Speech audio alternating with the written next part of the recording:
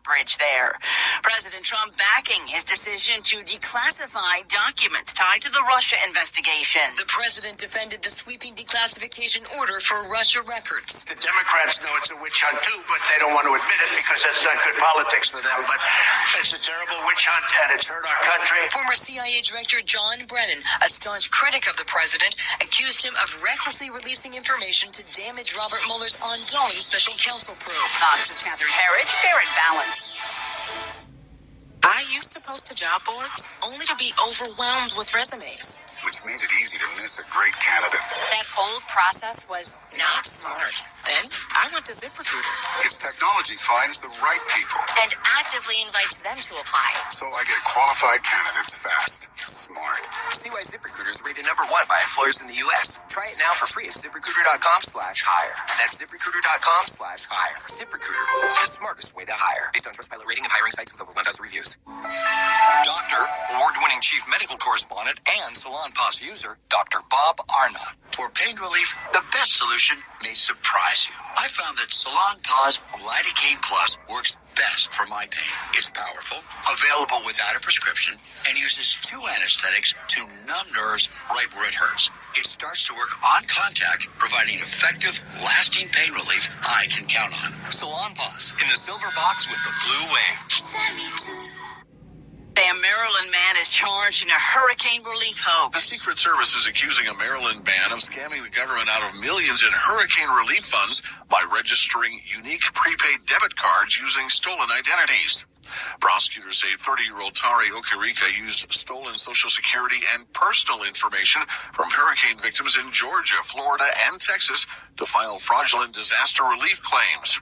Investigators believe Okereke is one of several co-conspirators involved in scamming $8 million in FEMA funds. He's accused of getting more than $650,000 in just the past year. He's now charged with wire fraud and conspiracy to commit wire fraud. Rich Dennison, Fox News. Trump administration rolling back an Obama-era rule that forced energy companies to capture methane, a key contributor to climate change. Netflix, the big winner in last night's Emmy Awards. Netflix headed into the night with the most nominations. It tied with longtime crown holder HBO for the most awards at the 70th Annual Primetime Emmy Awards. Both companies took home 23 awards, with Game of Thrones leading the cabler to victory among shows, picking up 9 awards. Writing for these actors behind us is the honor of a lifetime, but we didn't invent these characters. That was George R.R. Martin. The show could not be without the mad genius of George. Saturday Night Live and The Marvelous Mrs. Maisel tied for second with 8.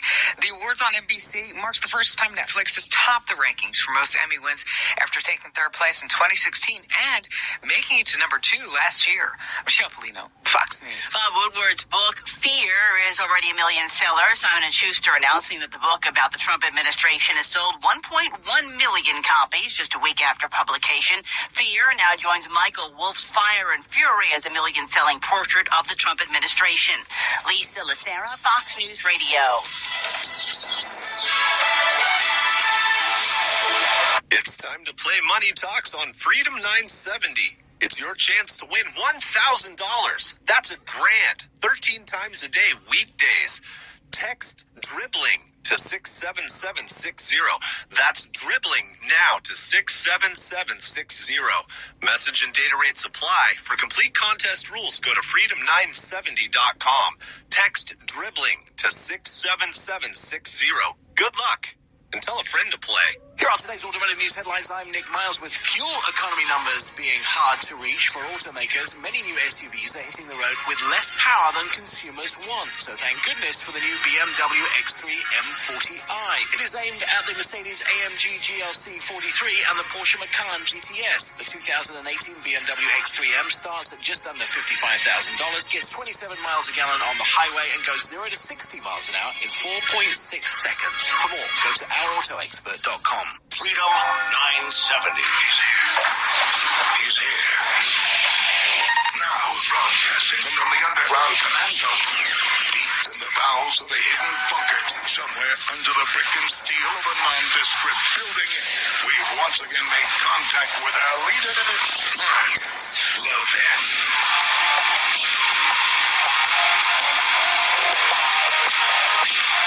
Kavanaugh is anxious to do it. I don't know about the other party, but Judge Kavanaugh is very anxious to do it. And a delay is certainly acceptable. We want to get to the bottom of everything. We want everybody to be able to speak up and to speak out. And the only question is whether or not Christine wants to speak up and speak out. Because, again, the last word we had is that, well, she doesn't want to join this hearing on Monday. But she does want an FBI investigation. Because, again, if you have an allegation about having been inappropriately touched on the outside of your clothing by a 16-year-old boy 36 years ago, that always should necessitate an FBI investigation. I mean, that makes perfect sense. This is back crap crazy territory that we're wandering in right now. Only it's something that's mildly significant. By the way, I'm still cracking up. Somebody just sent me a meme that said it's of Ruth Bader Ginsburg. It said Lincoln grabbed my ass. Yeah, I had to recover from that one. A lot of good material out there right now. Now, a couple things. By the way, I am Brian Mudd, broadcasting from my home station, WJNO, in West Palm Beach. I do a morning show here. Then I transition about 50 miles to the south. I do a mid-morning show for WIOD in Miami, and I'm a guest contributor to Fox News.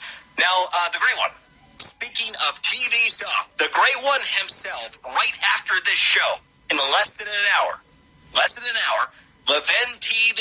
Levin TV. Go to levintv.com, and you can hear the great one on Kavanaugh. So go check that out. Can't miss material. And by the way, your fearless leader will be back with you tomorrow. So fear not. Now, so much territory I wanted to cover. I'm going to prioritize here a little bit. Something that I wanted to address specific to what's going on here in Florida that you might be somewhat aware of, but I want to give you the rest of the lay of the land on. What happens in Florida politically does not stay in Florida. And I'm not just talking about us being the ultimate swing state and that type of thing. I'm talking about our particular governor's race this year. Now, you might have heard about the dynamic that's going on here in Florida. You had the establishment candidate, and this is fascinating, by the way. This is truly fascinating. Adam Putnam, our agriculture commissioner for another few months here in Florida, has the best statewide track record of any Republican in the state of Florida's history.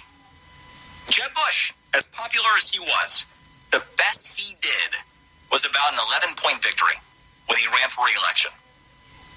We do not have statewide races where Republicans win by double digits. It just doesn't happen.